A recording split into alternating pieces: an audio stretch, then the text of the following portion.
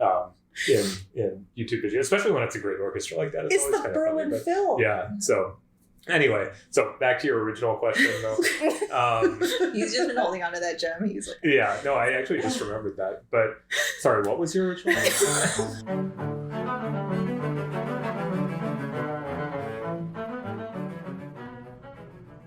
Hi everyone, welcome to OSA Backstage. I'm Dani Meyer, and on today's episode, Serena and I are talking to Kevin Tompkins and Juliet Yoshida, members of our violin section.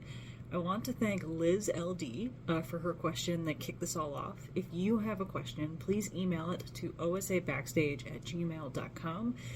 You could potentially be our next conversation starter and or menace. This was a delight. They're all a delight, but Kevin and Juliet are wonderful. It was a treat to get to talk with them, and it was a treat to make Kevin talk so much. I think you're going to enjoy it as much as we did. Thanks for being here. hi guys. Hi. Hello. Have we started already? We just hit record. I feel like I'm like Serena, I'm gonna have to ask you to like let's have you come in. Just a little. This is a really deep couch. Like my legs are too short. It's like I'm way too reclined right now. Would you like to switch? No. Hi. Would you please introduce yourselves? Hi, I'm Juliet Yoshida, and I play violin in the Omaha Symphony. Hi, I'm Kevin Tompkins, also a violinist with the Omaha Symphony. Do you have a title?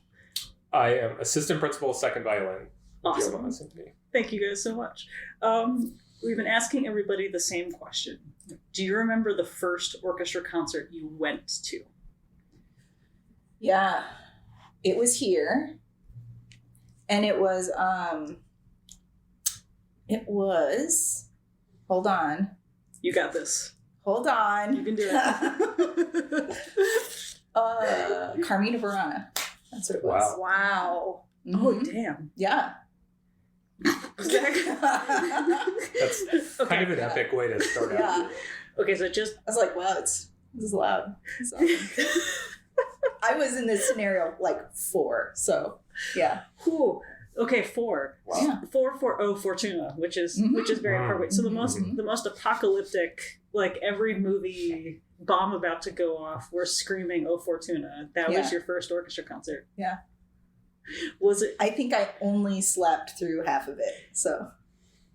I'm proud of you. Because I was 4, again. I'm just Sure. making sure that was last year. No. Whose idea was that to bring you to Carmina? I don't know. Probably my dad. Mm-hmm. So, yeah. Mm-hmm. Yeah. I love everything about that. Yeah. Mine was not nearly that exciting. I don't remember a specific concert. I do remember my grandparents taking me to see the Greenville Symphony. Shout out to the Greenville Symphony. And their series was called Lollipop Concerts. Okay, that's cute. I don't remember what they played, but I can tell you that I got a lollipop at the end. So I remember the important stuff. That's real cute. I love that they're on brand and that someone was making sure every attendant at the Lollipop concert actually received a lollipop. Yeah. That makes me really happy. Yeah. So cute. Okay, so we had Carmina. It's very different experiences, kind of. Really opposite ends of the spectrum. There's definitely no lollipops at the end of Carmina Burana. Yeah, but you don't need it. No. Burana. That's like steak. I don't know, maybe you do need a I want to joke of how you need like a cigarette after Carmina Burana. Again, 4. Sorry. Oh, man. How about the first concert you ever played in an orchestra? Also, can't really put an exact pin on it. It's hard to really remember, right? Yeah, like a full orchestra, I would have been middle school for me, so it was like the lower level youth orchestra. I'm sure playing like an arrangement of Beethoven 5 or something. So I don't know if that really counts, but It does. I think it does. For that kind of deal. Yeah, Nice. Like winds and brass and everything. I think so. Wow. Yeah. Okay. Yeah. That's probably a good distinction to make, right? Because if you have an orchestra program in your school, Right. then you've been playing an orchestra for as long as you've been playing an instrument. But, growing up, I only got a few years with an orchestra at school because of a string program in Buffalo. And then we moved back to Delaware, some wind ensembles from then on because they didn't have a school in-school orchestra program where I was. Oh, okay. So youth orchestra was where I played like my first Yeah. big orchestra pieces. So how old are you then? And that's not entirely community orchestra and then youth orchestra, so like 12. Oh, okay. Yeah. How about you? Well, I was in string orchestra for like a while. So my first string orchestra experience, we played this like little kid version of Meister Singers. And Boone Garden was conducting. Shout out to our CEO. Yes. Yeah. Yes. And I was like third chair, second violin. And I was like, all right, Meister Singer. Yeah. Does not sound like the real thing, turns out. That's Shocked. very watered down version. But yeah, that's it. You have none of your musical choices so far have been like Normal. Oh, that makes me so happy. But yes, our CEO was a conductor for a long time, a trumpet player before then a conductor, and obviously now an executive director, CEO. Mm-hmm. I love that she conducted you in this like mini me version of Meister Singer. Yeah. She would tune my violin every Sunday, and that was awesome. We're gonna circle back to that. Oh my god.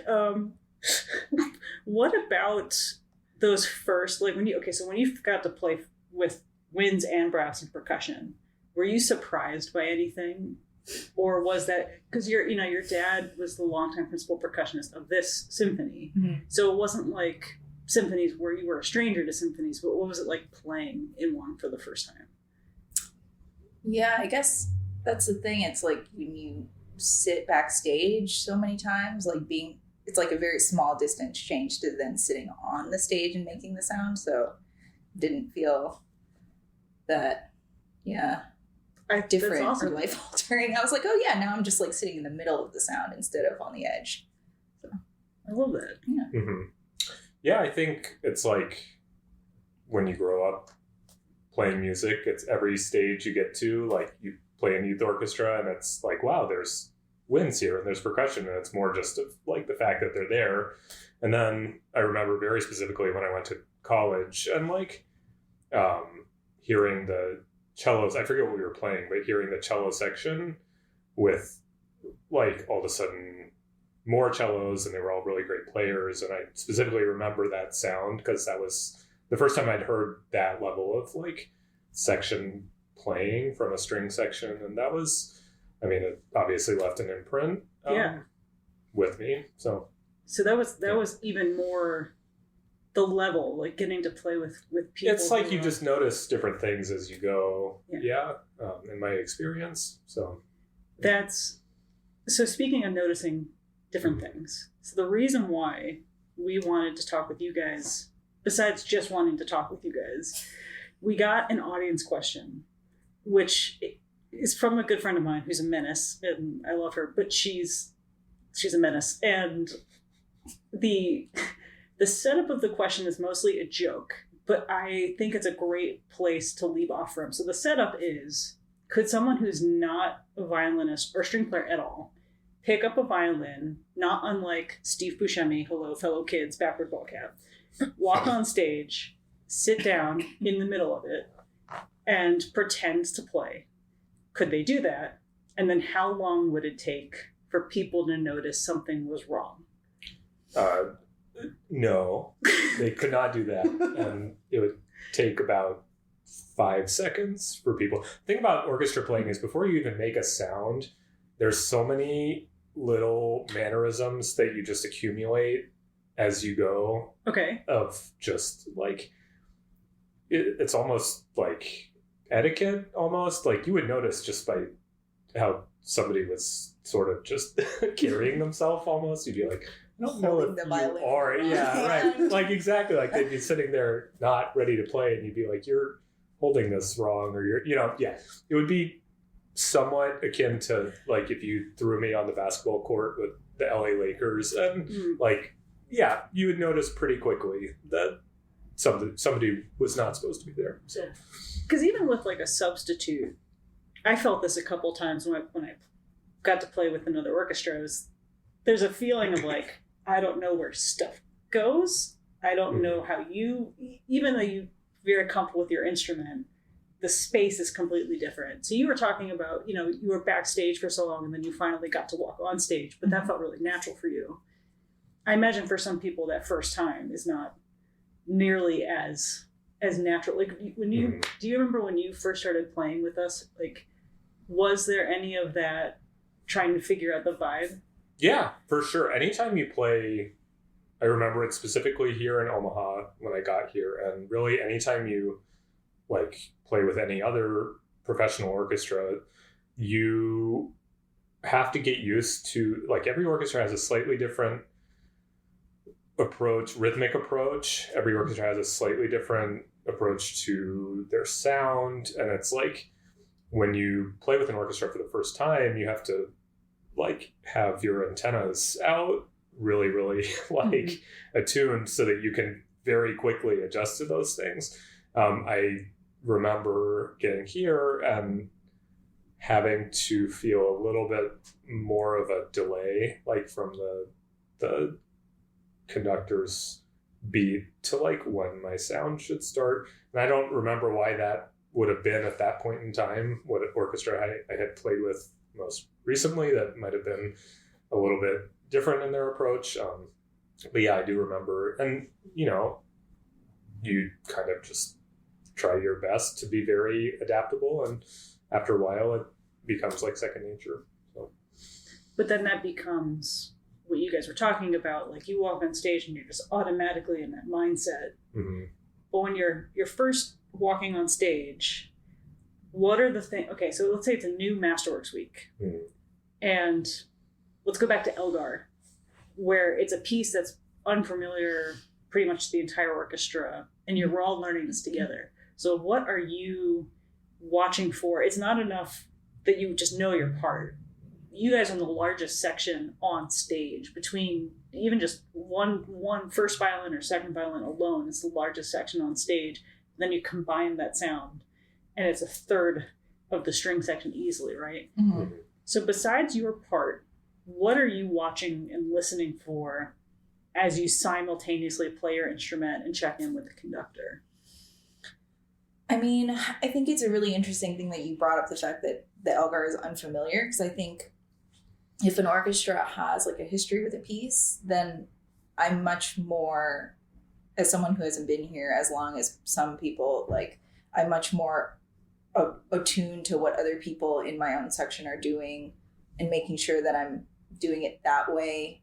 If that makes, like, they may place something in a specific place because that's just how they've always done it. So I make sure that I'm blending into that texture. And when we're all figuring it out together, then you kind of have a little more freedom, I guess I would say. Like, we're all figuring out where we're going to place that together as a unit. So your initial input in the first rehearsal kind of decides where things are going to be placed. Help me out here. No, I agree with that. Excuse me. And I would say also we had a guest conductor that week. So there's also that element too of like every conductor is a little different. So I found myself saying to myself, like, okay, let's make sure to really like look out of the part, look at the conductor a lot, even maybe more than usual, just to really get a handle on what their, kind of mannerisms are, how to, so that when you get to the performance that you're not surprised by something. So making sure to look up a lot. And then on that same idea, there's places in a piece like that where there are few options for how you could play it, what part of the bow, what string, if somebody's playing it, if you're in a higher position on a lower string, that kind of thing. So in that first rehearsal, especially knowing what those spots are, that when I was practicing, I might have thought, I wonder what part of the bow we're going to play this in, and then making sure to look at Susanna or look at Keith. So we're figuring that out right away, so that then as the rehearsal goes along, then we can be, focusing on the musical stuff and not figuring that stuff out, a little too late in the game. So. Yeah, that makes perfect sense.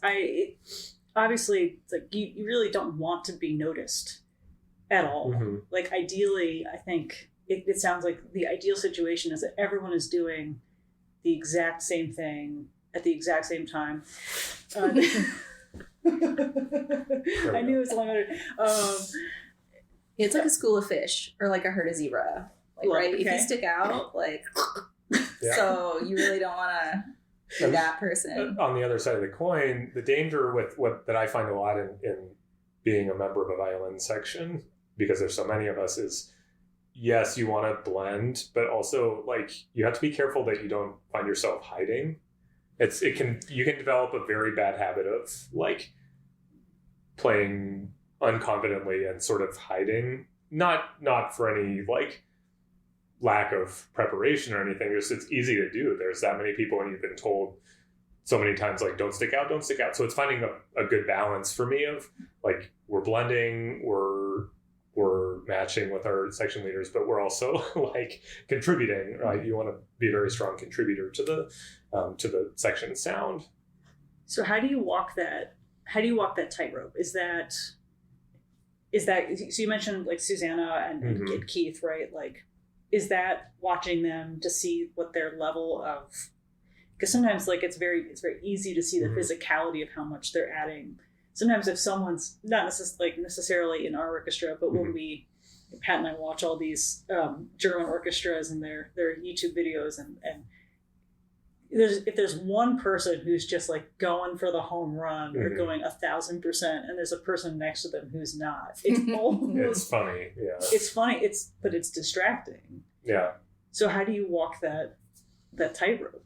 It's funny you said that about watching videos, because I remember very specifically and I don't think I'm going to offend anybody because it's a really old recording, but there's a video of Berlin Phil doing Dvorak 8, I think Dvorak 8 or Dvorak 9, and it's Karajan, so it's old, and it like pans over this one violinist in one of the like difficult passages, and it's just like the bow is just like 3 inches above the string and like just completely like major faking going on. So it is like it's a rare gem when you kind of find that in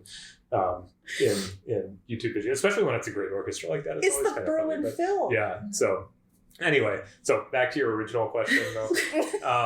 He's just been holding on to that gem. He's like, Yeah, no, I actually just remembered that. But sorry, what was your original question? Okay, so you don't want to be distracting. Yes. You don't want to hide. Yeah. So how do you know that you're not doing either? I think it's just experience and trusting your judgment. I think you have to know as a string player that, I mean, you kind of want that sound of the section leading from the back of the section, actually. So you have to know that you're following the lead of your section leader, and then you also are making sure to listen very carefully to make sure that that your sound is congruent with everybody else, but still confident and still contributing. I don't know if you have anything to add to that. Or probably a little different. I'm in second violins all the time, so it might be a little different in the first. But yeah, so Juliet, you go back and forth. It's because I'm usually last stand, so it's like this crazy distance thing where like we're all following, right? So there can be, as you're playing telephone, a slight delay can develop throughout the section. So I try to, as the back of the stand, I know it's myself and the stand in front of me, whoever that is, we try really hard to be right with Susanna so that time-wise, like the sandwich lines up and we're not creating this like wave effect, you know? So I try to know my part well enough that I can look up quite a bit more than I would if I was just sitting in the middle of the section. So I look up and I make sure am I in the right part of the bow? Is my bow moving at the same speed? Am I timing the rubato exactly? Like if there's a rubato or something, my eyes are just completely on her and I don't look at the music because I can't trust that, you know, I have to make sure that it's right with, and there's like sound delay and stuff. So it's really a visual thing at that point. I can't wait for the sound to get to me. So it's not that you can't wait for the sound to get to you. I can't hear it and then react, because then I'm most certainly going to be like a 16th note behind. So I know from rehearsals, I know how it goes, right? And as soon as I see her bow move my bow, she has to be like a mirror, right? It has to be exactly at the same time visually. And that's my way of making sure that I'm not creating a delay. Because especially in a room like at the Holland Center, like if you're only relying on what you're hearing too, you might be hearing the sound coming back to you from like you're going to get some weird delay depending on where you are on the stage. So yeah, a lot of times visual is key, important. Yeah, and just anticipating. I had, when I was at school, Georgia Flazanis, who was the concertmaster of the Minnesota Orchestra, I got to play in a quintet with her for like a hot second, and she asked me to memorize a small chunk of it so that we could just make eye contact the whole time. And I was an idiot, so I made a joke about it, and I've never been met with such ferocious like it's a measure, and there was no more joking for the rest of the quintet. But the point was that in that moment, it is far more important for us to be locked in than for you to second guess what you have on the page. So you better know what's on the page so that we don't mess this up together. And so that's what that sounds like, is that you're memorizing these chunks of music so that you can essentially be mirroring Susanna or Keith, depending on what section you're playing in. Sure.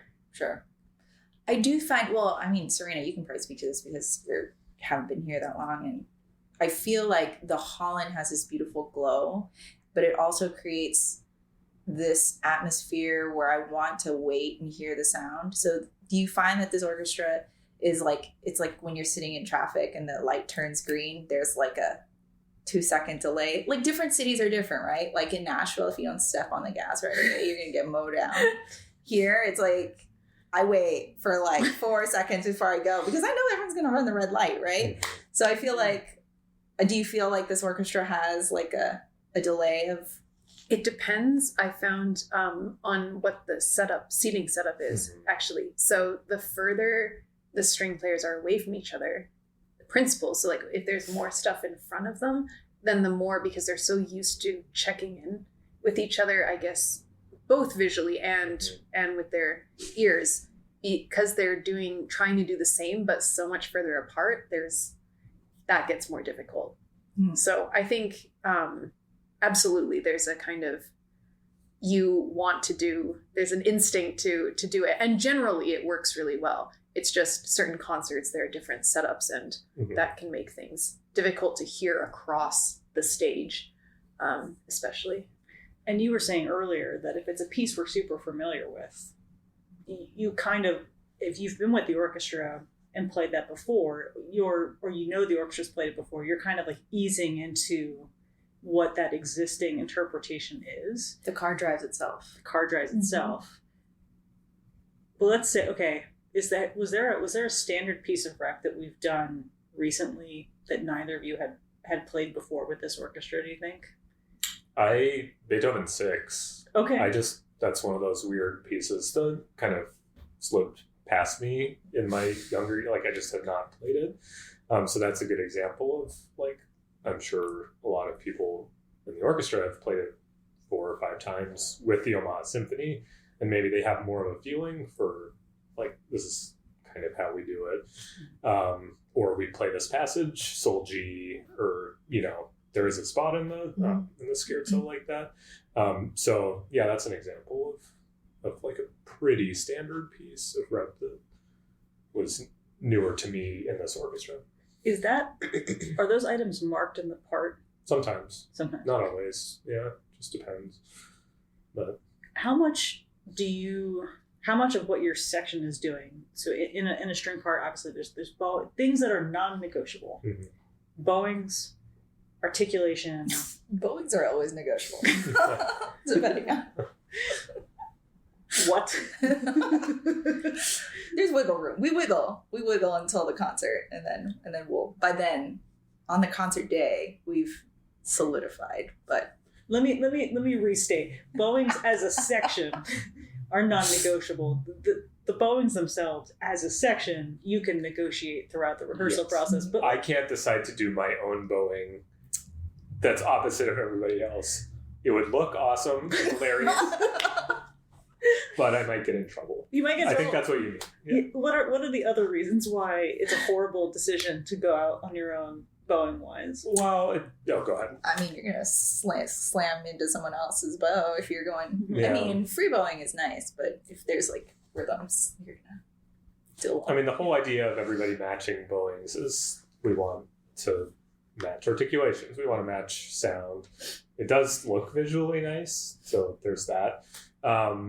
But there are times where I've had conductors ask for opposite bowings. Mm-hmm. A lot of times it's where they're hearing an accent on the down bows and it's uneven.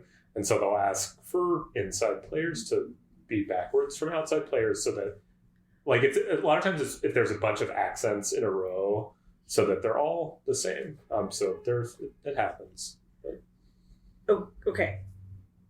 it's very niche, like My stories here. My brain just imploded briefly. The idea of like, I'm trying to visualize this. I want to stand. Okay, so let's see. So you and I are a stand. Mm-hmm. At least you both have your violin on your left arm, Mm-hmm. so you're not going. You should not, even if you're playing a backwards bow, you should not crash into somebody, ideally. Okay. Maybe, it depends on what string you're on, because that affects the angle too. But, yeah. So the possibility for collision is usually minimal. Yeah, I mean, you're but definitely not increasing. the zero amount, because it Yeah. is most I certainly feel happened like- to be in the pit. Right, I was just gonna say, I feel like Julia has a story here. Uh-oh. So, what was this collision? I In the mean, pit? not naming any names, No. but with a pit is very close quarters. So I definitely had someone, we were bowing, and while my bow was like, I was out at the tip, and then somebody's scroll came down and slapped my bow out of my hand. So. Do you Yeah. remember what it was? The piece? Like Nutcracker? Or- no. This would have been opera. It was right? opera, Okay. so Yeah. some athletic. It's actually it's important, especially when you're in an opera pit, but kind of always, it is important to be very respectful of, like, you can move musically, but, like, you need to stay within your bubble, and, like, you need to not be so enthusiastic that Spatial you're gonna, awareness is like, crash into somebody, because people's instruments are very expensive, like, and it's, like, that's one of your kind of responsibilities is, like, let's, be respectful of everybody's space, because it's a lot of people all on one stage all together. It's a lot of people, and they're all far too delicate for, like, they look delicate, but then it's like the smallest thing can you talking shift. about the people or the instruments? The instrument. I do want to ask though what your perspective is, speaking of moving and is it helpful? Do you find if you're sitting further back in the section that you move less and that the further up you kind of move more to cue? Do you find it helpful to move with the person in front?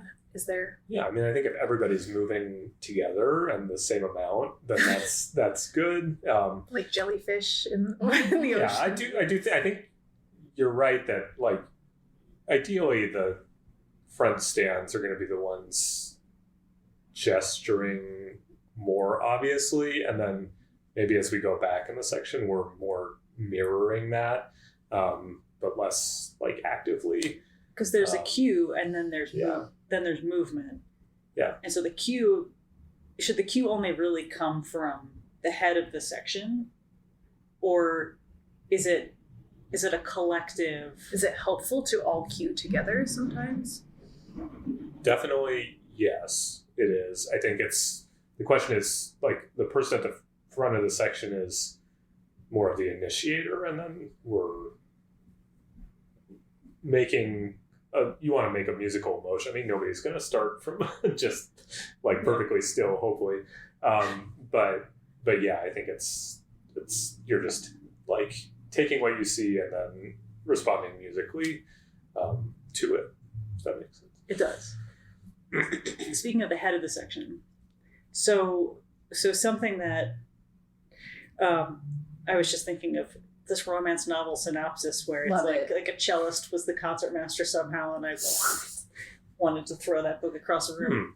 Yeah. So we have a concertmaster. Mm-hmm. it is the first violin. Mm-hmm. Can you just talk a little bit about a concertmaster's role versus, because every other section has a principal, even obviously second violins have a principal, and then an associate principal, usually an assistant principal, and so on and so forth, a leadership structure. But how is a concertmaster different from those principal roles? I mean, this seems like an excellent question for Susanna, our concertmaster. That's fair.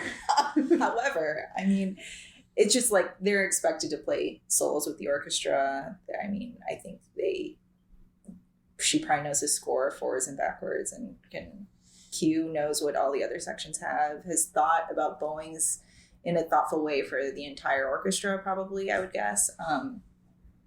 And I think, like, again, yet another question for Keith, probably, but I'm sure Keith is always making his bowings so that they're relating to Susanna, phrasing in a way that helps Susanna's phrasing that she's dictating to her section, and so on and so forth around the circle of the string players. So yeah, and I mean the concertmaster has this very important role as like the liaison to the conductor.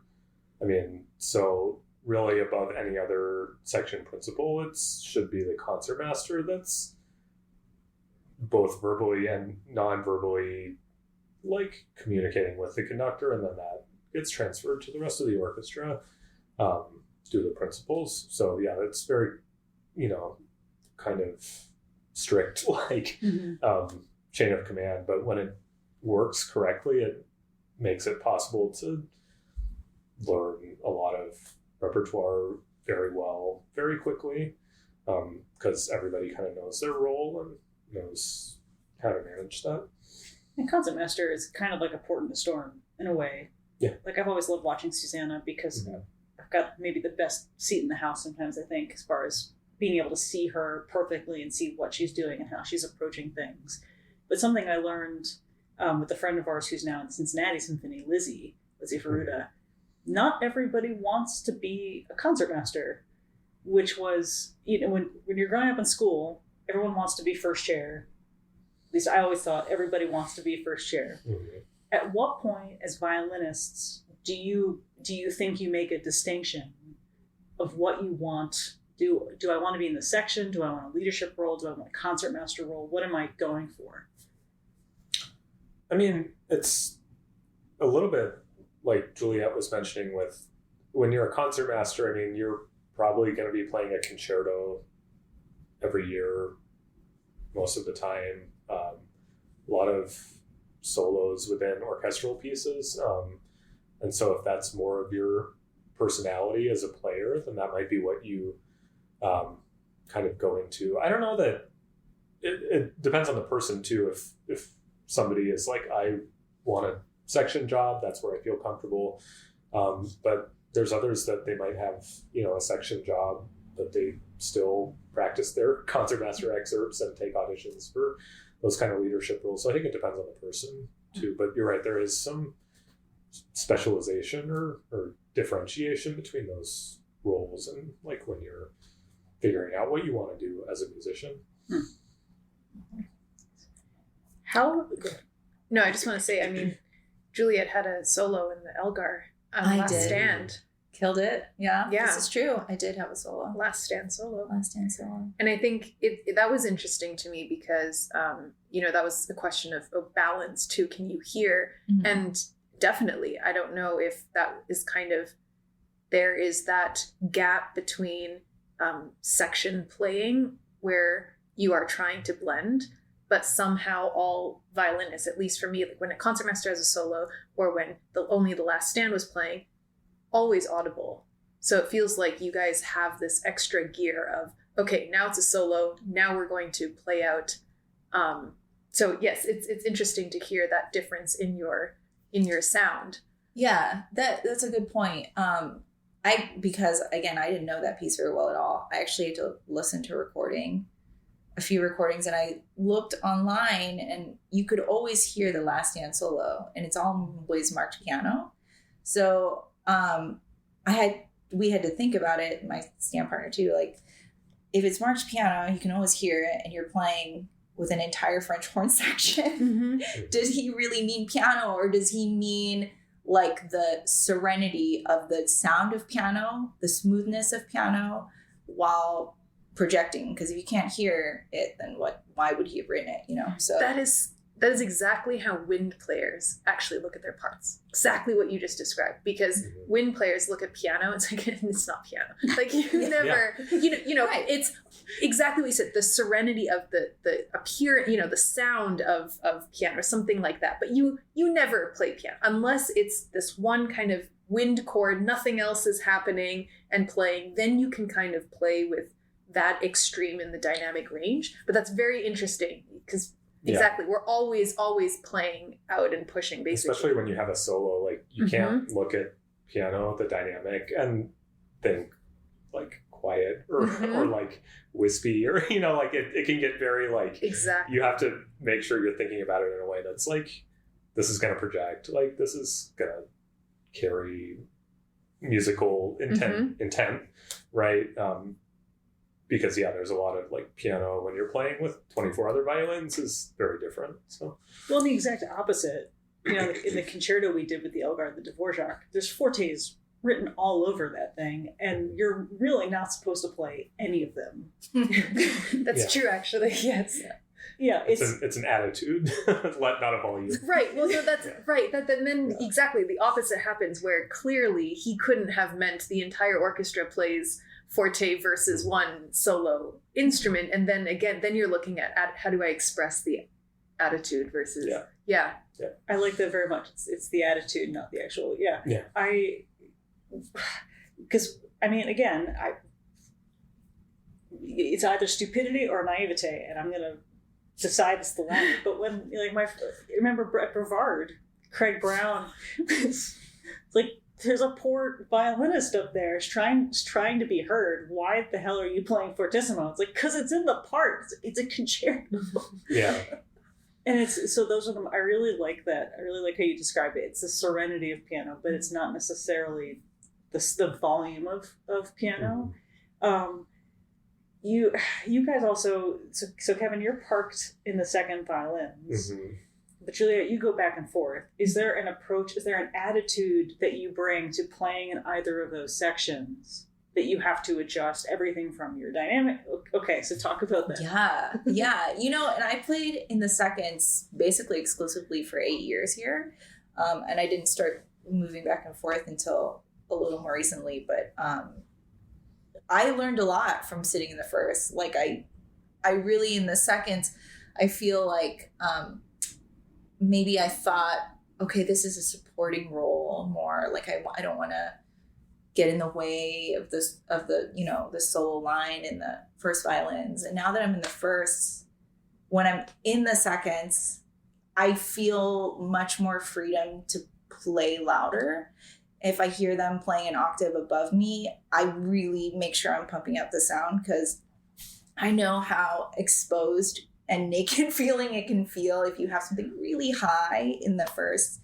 The seconds support is huge, and the seconds are just like the meat of the sound, really, and the firsts are really just a thin veneer over that. So even how you define supportive has changed. So because before it sounds like supportive was just like meh, like here's this like little underpinning, and now it's, I got you, I'm going to go for big beefy just to make sure you have something to float on top of. Yeah. Like I used to think I'm just like this like beautiful carpet that's like staying out of the way. And now I'm like holding them up so they can like reach, you know what I mean? And it's, I try to play like when I'm in the first, what I feel like I need myself.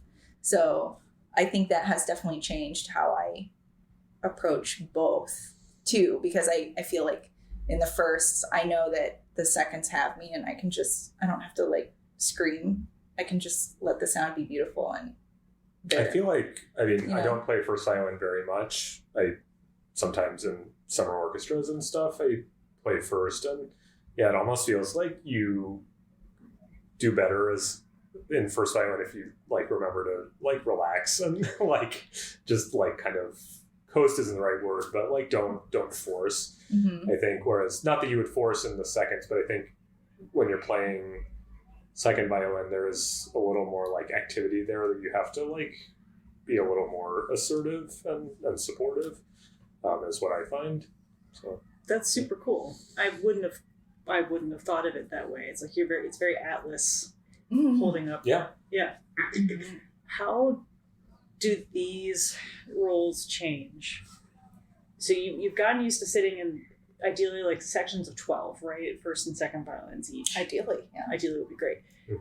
But violins are also chamber music, string quartets. There's 8 billion string quartets out there, and I know you both play them. And what is that like to go from a section of 12 to a section of 1, but to still be in first versus second violin roles?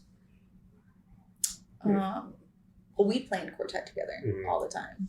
And in quartet, usually Kevin plays first. Occasionally we'll switch. But Mhm. so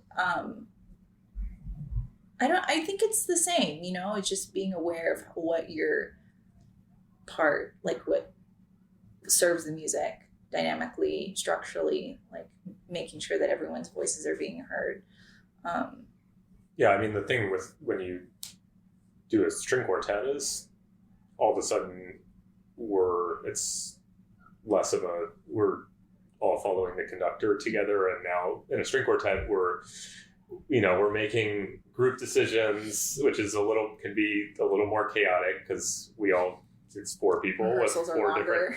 different opinions, and so that's honestly what is for me the biggest adjustment between like a orchestra rehearsal and a chamber music rehearsal is in the quartet setting. Like it's just a whole different like approach, and like you have to like work very well with the other 3 people while at the same time like saying this is how I think we should phrase this, or like you have to say what you think, but at the same time like work together with 4 people. So We get into punching matches. I want the rubato this yeah one. ideally avoiding So, big blow-ups. so ideally no dictators, but also hopefully not governing by committee at the same time. Yeah, it just depends on the girl. I mean, there are quartets. I think especially old-fashioned, like back in the day, I think it was like the first violinist was kind of in charge. I don't think people do that really as much anymore. Which is nice. There are times where like in a quartet where you're just like somebody has to make a decision. Like we've talked about this too much, like just somebody decide, and like we're just going to do that because there's a practical thing of like, I the want to go home and eat performances, we need to dinner. go home. Like the performance is in 3 days. Like we can't debate this. Like Anymore. rubato versus non or whatever it is, or do this up bow or down bow. It's just like somebody just decide. But, Really quickly, so the whole funny. the whole bowing thing cracks me up because I don't think if you're not a string player, you just see you touched on this. The bowing affects articulation. It affects the sound. It affects it. The bowing is so important, but if you're not a string player, just like it's just up and down. Why is this a thing? Also like deeply personal, I think too, like with who you've studied with, like what you're like there's so many ways to interpret like how you want to do a bowing, and people have strong opinions about bowings. Oh yeah. Unfortunately. So like it seems like you're a wind player. Yes. Okay. I should Google you. I don't know what That's instrument. okay. What instrument do you play? Flute. Okay. I'm sure when we start talking about bowings, you guys are just like No, it's as a wind player. No, now I'm fascinated as someone who has to kind of know or understand. I took cello lessons for a bit and violin. I know. Cello no, lessons. that's good. To kind of just understand the feeling a little bit more. But yes, wind players, it's interesting because a conductor would never say, well, could you tongue that note in this? You would never instruct wind or brass players to do something as specific as conductors instruct string players. But that is almost, again, I guess, to the effect of someone just has to make a decision. Because you can see kind of certain players are interpreting certain things in the music differently, and to just be very clear and direct and say, I'd like this part, and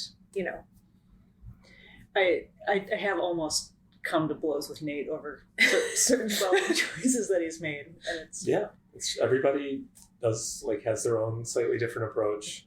Closest thing I would think with wind players would be sorry, I don't talk this much usually. I'm losing my voice. With wind players, I feel like sometimes, not always, but sometimes conductors will say like, "Can you wait to breathe until?" Yes. Like that's like the closest Controlling thing breathing, I would think. yeah. Which is not exactly this like analogous situation, I guess. But yeah, depending on the conductor, they'll get into bowings. Or they'll come with their own bowing, right? own bowed parts. Yeah. Which in a way is helpful because then at least you know who to blame if you don't like them. Yes, absolutely. And then you can, no. Oh, I feel like I always appreciate when I'm okay with kind of whatever the bowing is, if it is well reasoned musically, and if there's a reason for it, then that's like, then you're off on the right foot. You know what I mean? Like it's not just a bowing for bowing's sake. This is my musical idea, and this is how we're going to get it, which is useful. Yeah, and I think in a quartet situation or a quintet situation, any chamber music, if you're right, if you come in with a thoughtful approach, I'd like to do X, Y, and Z. The person with the hardest part, I think, usually gets to dictate what's happening, which often is you guys, but it's occasionally shared by other members of the group. Mm-hmm. So, do you prefer? Would you say ultimately, do you prefer playing in orchestra or chamber music, or does it just totally depend on the piece and the week? I don't know. I mean, chamber music, you're more a master of your own fate, But orchestra, nothing compares to like the grandeur of the sound. You know what I mean? So it depends. I guess on the repertoire. I was just thinking like the first time I was in full orchestra was the Planets. I think, and we did the Planets for Allstate. Oh man! Wow. I have a similar. Yeah. And I was concertmaster. And it was and we did Rodeo, and there was a little solo, and I was like, can't do it. I can't play loud enough for them to hear me. But yeah, it was like, it's just like, when Jupiter, that melody comes in, you're just like, I'm not going to cry on stage. I'm not going to do it. So, you can cry on stage. It's just that's not just. Have you ever cried on stage? During your performance? I feel like that movement, because of like my connection to it as a kid, and I have a kid now, so we watched that Bluey episode where they have the Jupiter thing, and I can't even think about it. I can't even think about it, you guys. I will real well up right now just thinking about that cartoon. So yeah, I think that piece might be one of the few. That and like Emperor Concerto. Oh, that's fun. Okay. All right, everyone watch Juliet during the concert. Yeah. During Turn around. Don't look at me. Yeah, I'm not much of a crier. I'm more like, this is funny, I'm more likely to like tear up like if I'm just like listening to a piece, like just at home listening to a piece that either like I haven't. There we go. The lights went off again. If you're just listening to the audio, this is the second time the lights have gone off. So Kevin's more likely to tear up when he's just at home listening. Yeah, or like a piece that like I haven't heard in a while, that like it kind of hits me right in the feels. That's more likely to. When I'm performing or like in a rehearsal, it's like I'm honestly so like focused in on like the, I don't know, that element of it, the playing element of it, that it's less likely to happen like while playing. But yeah. Oh, this is good. What's your guys' cry piece? Now I'm really curious. If it's, I feel the same. Where if it's just performing or in the moment, it's just too much stuff. But listening, probably like Waltz of the Flowers was my whole cry piece for a long time. Interesting. It's really sweet. That's very on brand. Yeah. End of Sibelius 2. Okay. Because it's just like, I just associate that.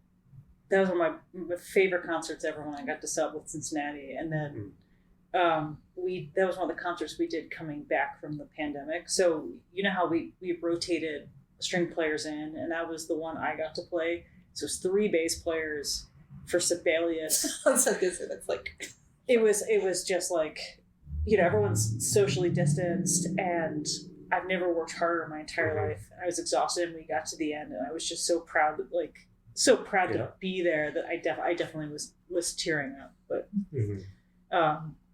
I try not to get verklempt. You guys have more notes than I do, so generally, if I do get verklempt, it's a lot easier for me to just like take a knee and then stir back up with that. Yeah, we don't have rest. It's like sneezing while driving. You don't want to do it. You can't see the notes. Yeah. If that ever happens to us, if we ever have a bass part like that, I get irrationally upset. It's like, whose idea was this? I can't even blink. Not what bass players do. That makes me happy. Kevin, how about you? Quartet or orchestra? Honestly, it's like ideally I'm really lucky to be in a situation where I get to do both. Yeah. So that's the ideal. I mean, at this point, I'm so specialized in orchestral stuff that like I think that's what I would like. If you made me pick one that I was going to do forever, I would probably pick orchestra. I mean, and I do. I mean, I love playing an orchestra. Like it's like what I spend the majority of my time doing. But yeah, ideally, it is nice to be able to kind of float between both worlds a little bit. Nice. We're almost at that time. You have both been in the violin section and been violinists for. Did either of you start with a different instrument? I didn't ask. No. Nope. Hey, okay. Wow. This is the first time, right? Might be the first time. What about Patrick? He started on piano, trumpet, and valve trombone. Yeah. I do remember about Nick Fitton. No, you're right, Nick. Nick Fitton also started on flute. Right. Mm-hmm. Right. I wanted to play the flute, but you can't start that until like I started in 4th grade. And they were like, you gotta wait until 5th grade to start flute. And I was like, all right, I guess I'll play the violin for a year. And then, things happen. Good things happen. Yeah. Good things. In South Carolina, was it violin like your first option? Yeah, my older brother is also a violinist. So typical younger brother thing. I just was like, well, I would like to do that because he's doing it. So that's where I got started. You guys have very different reactions than I had to my older brother, which was I'm not doing that. He came home with the violin and I was just like, that thing hurts. It's so high. What is the point? I would like to play cello. You had the opposite reaction. Right. I wanted to play cello and then they ran out of cellos. So I was tricked into bass. But my brother's an excellent violinist now. Sorry, John. That's okay. But if you could play, would it be flute? If you could play any other instrument, like let's say everybody's on stage, you got 30 minutes, you can pick any instrument, no consequences. So in this scenario, can I play it very well, or am I just like tooting sounds? That's my question too. I think you just are. You can try it. Oh, okay, so definitely. I thought about this. Yes. I would probably, if you were just like 30 minutes of like I would probably be a percussionist for 30 minutes because I feel like I could make a sound. I can make it, essentially happen. They have a lot of different instruments, so that would be fun.